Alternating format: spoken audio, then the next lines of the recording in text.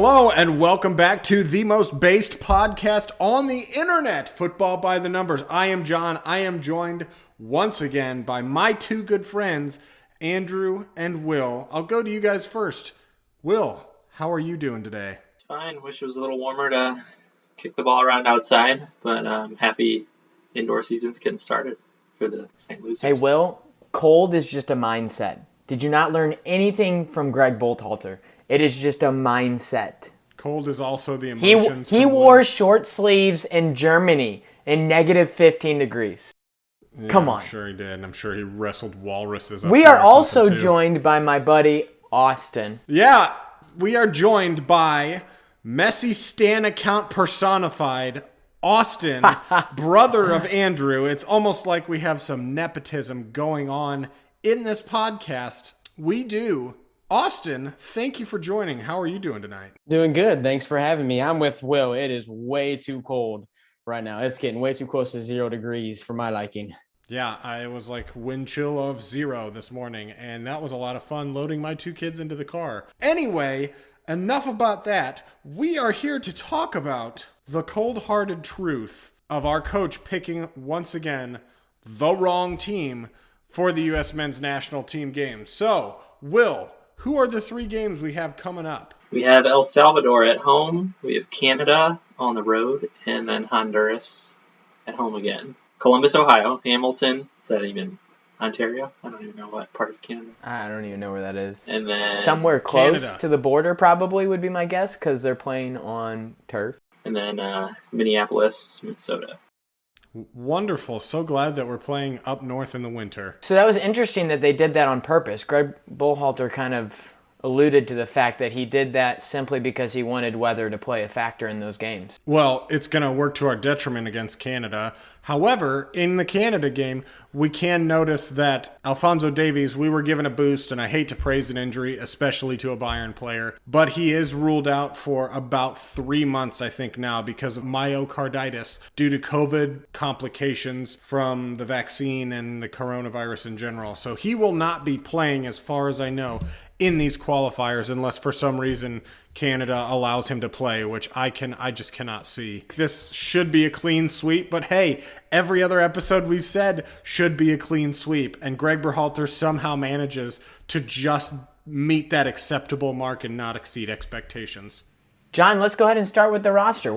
Since you brought it up, what do you think about goalkeepers? Let's start there. The guy that's going to protect the net. We've heard some things about Zach Steffen maybe not being able to go. I mean, I think the story of a lot of this roster, especially the goalkeepers, is no match fitness.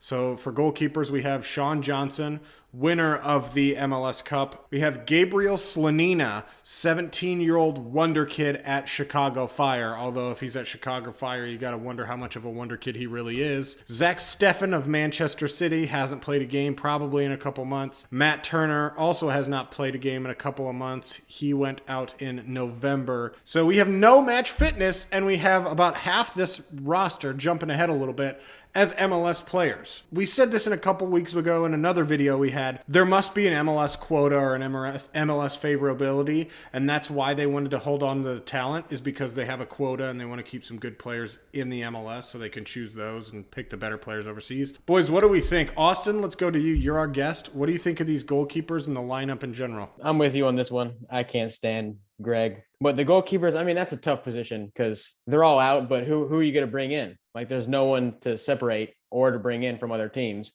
that's going to meet the quality enough to play. Well, here, I'll get it stirring up again. So what do we think about Josh Sargent not being accepted after his good game in the Premier League? Fine. 100% fine. One lucky, everybody's like, is this the best goal ever or just like an incredible feat of strength and stuff like that? It's like, dude, it looks like he stuck out his foot behind him just to make contact on the ball and just randomly got a goal that was unbelievably beautiful, but the luckiest thing I've ever seen in my entire life. It was, I'll give him credit, it was Zlatan-esque. I mean, come on. There was some ninja skills in there, but I mean, his second goal what are we was giving him definitely credit higher for? quality. What are we giving him credit for? For beating a team that's already going to be relegated just like Norwich? Like, why are we all of a sudden all aboard the hype train again for Josh Sargent when he had one good game against the second worst team in the Premier League? Okay, if he strings up good performances from now until the end of the season, keeps Norwich from getting relegated, lets them win a couple of games, and they finish above 15th place, I'll say maybe he deserves a call-up. But, like, for one good game where what was that, his first 2 goals for Norwich? 2 goals in 19 games. Yeah, exactly, Austin. As a striker. You're making my point for me. And he's, he might have to adjust in the championship. And he was playing around a target man in Pizarro at Bremen. And now he is the target man for Norwich. And they're not good, clearly. They don't create chances. And, I mean, Will, what's your take? Sargent, should he be in here? I don't think anybody realistically thinks that game should have brought him in. I think we're just happy to see him finally get a couple goals and boost his confidence. I mean, maybe if it was a day earlier, maybe Greg would have called him in. I think it happened right after the roster was released. Interesting note, Norwich has changed his position. He's playing more on the right wing. It may be a good position for him, but unfortunately, our wings are pretty deep, so I wouldn't bring him 4th string as a winger. But speaking of Greg, I mean, it wouldn't surprise me if Greg had brought him after that game and he had done that a game earlier. But, I mean, we continue to see Greg plays favorites, and he's continuously sipping on his haterade for a player that had a poor Gold Cup performance in Daryl Dike, who, in my mind, and in some of our, I had a conversation with a fan today on one of our comment sections. We don't have many subscribers on YouTube, but we probably have the most based set of subscribers of anybody's YouTube fans. This guy was just, I'll pull up the tweet up here. He said something along the lines of, Daryl Dike injured his shoulder early on in the Gold Cup and relies on his physicality a lot, and in the upcoming matches, like in March, he should be played because he is probably our number 1 striker. And it's forgiven that he's not called up now because he just moved to England. But Pepe just moved to Germany, so he got called up. He's going to be starting. Why? Why is DK not here? I'm at a loss for words. I'd bring DK in injured over Zardes. Just simply because it's DK. That man is the face of our strikers. Him and Pepe are going to be up the front for years now. I don't see how he's missed the past 2 windows. I don't understand. Yeah, I mean, it's kind of a moot point now that he injured his hamstring and can't play, even if he was called in. Yeah, I think it's just he doesn't fit Greg's system quite as well as a Pepe and a Zardes. Guys who are kind of, better in possession, I guess. But I think if you play a team like a Honduras or an El Salvador, and they just want to bunker and make it ugly, and Greg's system doesn't work that well that way, as we've seen. And, if they're going to muck it up, then a guy who's big and strong and can body a guy like a DK or Jordan Pefok would be a good backup plan if they do that. And we're struggling to score 60 minutes in, and Pepe can't find a goal. What do we think our starting front's going to be? Yeah, our front three, because I feel like we're always second guessing a little bit of that. Because we have Brennan Aronson back, we have Pepe back, we have Pulisic in the lineup, and we have Weah coming back. That's already 4 guys. We know he loves playing Areola. How do we think he's going to match up front? Is he going to go back with our guns, and we're going to go with Pulisic, Pepe, and Weah or Aronson on the wing? Or do you think he's going to kind of put a little bit of a mix up there? Honestly, is Jordan Morris going to start? Honestly, it wouldn't surprise me if he started Areola with Jordan Morris. It really wouldn't. And then put Zardes in the middle probably 50 minutes in because we haven't found the back of the net because he's just a tactical mastermind, is Greg. What wouldn't surprise me, and I'd kind of be a fan of, would be a front 3 of Aronson, Pepe, and Weah. We saw how well those players did, and I know that Pulisic was kind of nursing an injury last time. Look at how well he did off of the bench. He's done very well for Chelsea in a system where he just literally does not fit because he's not a right back, he's not a left back, he's not a right wing back, he's not a left wing back, and they don't even play with a 10.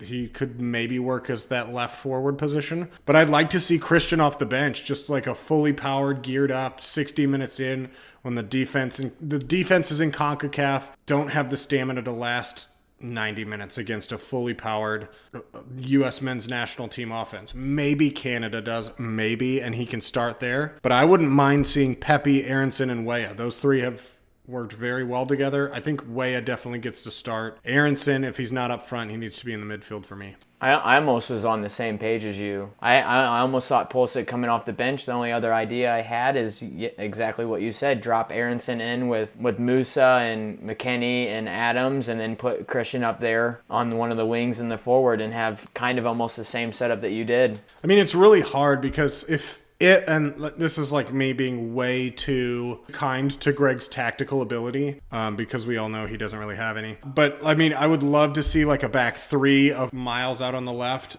Zimmerman in the middle, and Richards on the right, and then we could have like a Yunus Musa playing a right midfield and left midfield. We could have like Luca De La Torre and then a midfield three of McKennie, Adams, and Aronson, and have that front three of Pulisic, Weah, Pepe, or DK or somebody like that. But that's just being too kind to Greg. We saw what happened in the back five. It's just not going to work. It's too defensive. He's too conservative. He just tries to get the job done and nothing more. He doesn't try and blow opponents out like he should with the quality of team we have. Yeah, Will, I'll come to you next. Is there anybody that jumps off of this roster as I can't believe he was included, or wow, I can't believe he was included? I guess I have one of both, like a wow, I can't believe he was included, in a not so great way. Brooks Lennon at right back. Greg really loaded up on right backs, 4 on the roster, and no natural backup left backs for Andy Robinson. Probably have to move Dest over to left is probably. Well, he even mentioned Acosta being a supportive. Like what? He's done it in the past, yeah. I know he Andrew, has. I just want to point out, did you love how you could tell what Will was talking about? He said, I have a, wow, I can't believe he was included in the roster, in the bad sense. And then I had a, wow, not so good one.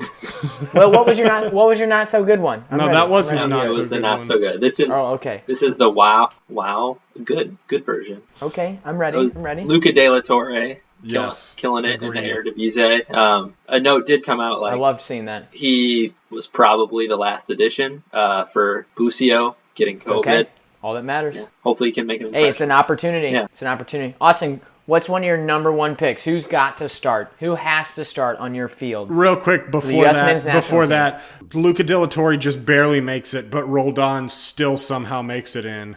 Anyway, Austin, yeah, let's hear an up and a down pick for you. I'm saying who's got to start. I say you got to put Aronson in there somewhere. He's been playing good every time I've watched the matches. He's probably the best player on the field almost every time. But other than that, who shouldn't have been on here? Zardes. Yes, thank you. Just a waste of a striker. You got all these young guys, and you throw Zardes in who's like old as dirt, not going to do anything. He's not fast anymore, so there goes his speed element. And he shoots the ball about as accurate as a shotgun, so you never know where it's going to go. So I think get rid of him. Other than that, there's too many right backs, as you said, but Zardes, that's awful. I don't see how that's even picked. Kind of going off of the Zardes topic, off of U.S. men's national team and more in international news, apparently Gyasi Zardes is linked with Tottenham per, I believe, Fabrizio Romano. Fabrizio Romano just shooting his credibility right in the foot immediately. Because, yeah, I'm sure Gyasi Zardes, 30-year-old flop of a striker, 9 goals in over 20 games this year, is, I'm sure that's a surefire target of Antonio Conte. I'm sure he's just begging Daniel Levy for the money to get Gyasi Zardes over there.